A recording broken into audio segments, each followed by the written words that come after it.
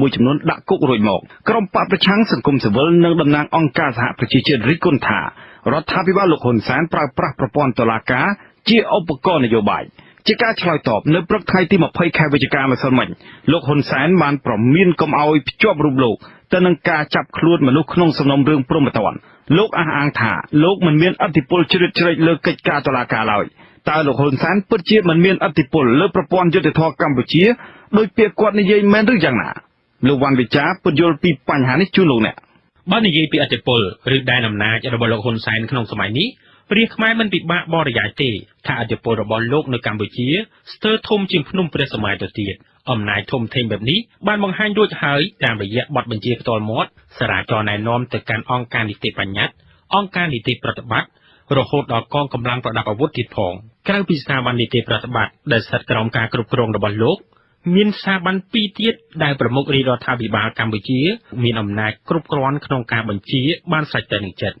ស្ថាប័នឯករាជ្យទាំងពីរនោះរួមមានរដ្ឋសភានិងកងកម្លាំងប្រដាប់អាវុធលោកហ៊ុនសែនធ្លាប់គម្រាមទម្លាក់អនុប្រធានរដ្ឋសភាចេញពីតំណែងបើសិនជាលោកកឹមសុខានៅតែគៀកោឲ្យសមាជិកសភាបោះឆ្នោតដកសេចក្តីទុកចិត្តចំពោះរដ្ឋមន្ត្រីពុករលួយណាម្នាក់នោះ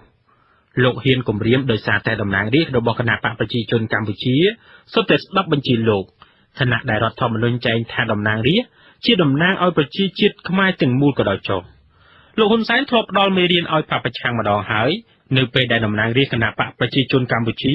ព្រមព្រៀងគ្នាបោះឆ្នោតមិនគ្រប់គ្រងលោកយឹមសុវណ្ណនិងអ្នកស្រីមួសុខួរឲ្យកាន់ការជាប្រធានគណៈកម្មការរដ្ឋសភានោះ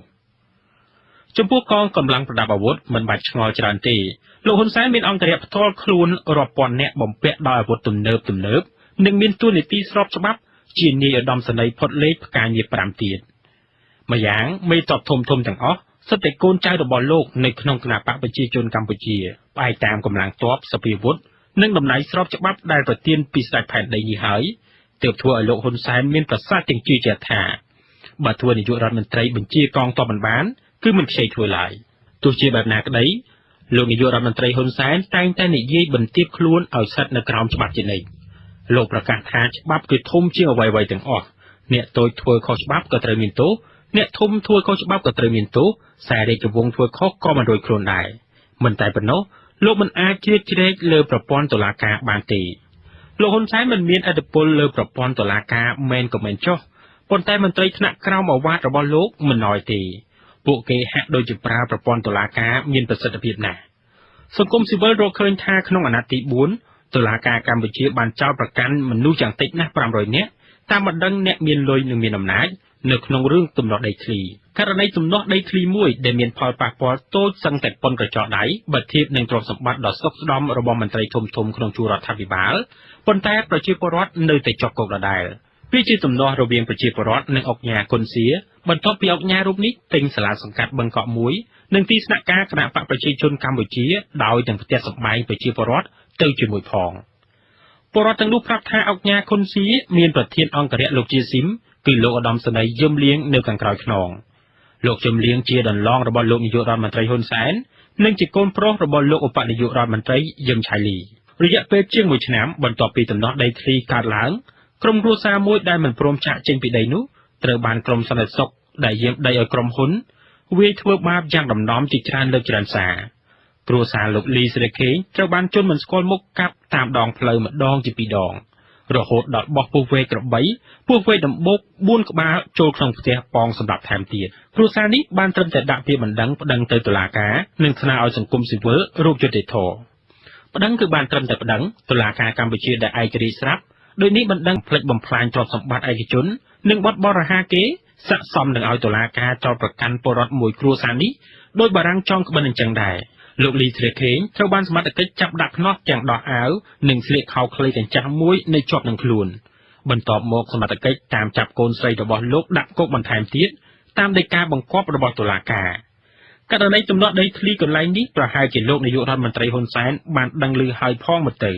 ព្រោះថាលោកដូចជាទាន់សម័យដែរដោយសារតែលោកបញ្ជាក់ជាញយថាលោកតែងតែប្រើប្រាស់ smartphone ឆែកមើលព័ត៌មានស្ទើរគ្រប់ពេលវេលាប៉ុន្តែគ្រាន់តែលោកលូកដៃជួយមិនបានព្រោះវាជាសមត្ថកិច្ចរបស់តុលាការដែលផ្ដល់អាទិភាពក្នុងការស្វែងរកយុត្តិធម៌ជូនក្រុមហ៊ុនមុនពលរដ្ឋបន្តិចនោះប ប្រិយមិត្តអ្នកស្ដាប់អាចពិនិត្យមើលរឿងរ៉ាវចាប់ខ្លួនអ្នកបង្កក់និងព្រះសង្ឃព្រមទាំងមន្ត្រីបពប្រឆាំងវិញម្ដងអ្នកបង្កក់ព្រមទាំងព្រះសង្ឃផងនោះត្រូវបានចោទប្រកាន់ពីបទប្រមាថអ្នករាជការសាធារណៈនិងបង្កឲ្យស្ទះចរាចរណ៍តាមក្រមព្រហ្មទណ្ឌនិងច្បាប់ចរាចរណ៍ផ្លូវគោកសវនាការទៀតសោតក៏ពិសេសទៅទៀតព្រោះសំណុំរឿងផ្សេងមុននឹងបើកសវនាការត្រូវរងចាំកំណត់ពេលវេលាជាក់ស្ដែងសិនដោយសារតែសំណុំរឿងវាច្រើនបុគ្គលិកតុលាការវាតិចតែរឿងនេះវិញចាប់ភ្លាមគឺតុលាការបើកសវនាការភ្លាមជាប់គុកវិញក៏តន់ហន់ទៅតាមនឹងទៅទៀតបើសិនជាបង្កឲ្យស្ទះចរាចរណ៍ត្រូវជាប់គុកមែននោះមិនដឹងជារោគគុកឯណាដាក់ទីនៅស្រុកខ្មែរខូកំណើតការកូនការចៅឡើងផ្ទះសង់ផ្ទះសុទ្ធតែបិទផ្លូវរហូតមកនោះផ្ទះអស់លោកធំខ្លះទៀតក៏បិទផ្លូវសាធារណៈជាអចិន្ត្រៃយ៍មួយកំណាត់ផងក៏មានសមត្ថកិច្ចមិនហ៊ានទាំងក្អកផងកុំថាឡើយចាប់បញ្ជូនទៅតុលាការចំណែកឯមន្ត្រីបពប្រឆាំងដែលត្រូវចាប់ខ្លួននោះគេសួរថាមកពីមូលហេតុអ្វីចម្លើយគឺចាប់តាមដីកាបង្គាប់របស់តុលាការបើធ្វើមិនខុសច្បាប់គេមិនចេញដីកាចាប់ទេចុះហេតុអ្វីបានជាតុលាការចាត់ការតែបណ្ដឹងរបស់អាជ្ញាធរនិងទុកបណ្ដឹងរបស់រាជក្រីក្រមួយលើសិននោះចម្លើយស្រួលឆ្លើយទេគឺឆ្លើយថាវាជាឆន្ទានុសិទ្ធិរបស់តុលាការសំណួរមួយទៀតសួរថាហេតុអ្វីបានជាមិនចាប់ខ្លួនអ្នកទទួលខុសត្រូវនៅក្នុងការគ្រប់គ្រងពិធីបាញ់កំជ្រួចដែលបណ្ដាលឲ្យមនុស្សស្លាប់ចម្លើយគឺឆ្លើយធូរថាវាជាកំហុសបច្ចេកទេសតែប៉ុណ្ណោះគ្មានអ្នកណាចង់ឲ្យអញ្ចឹងទេ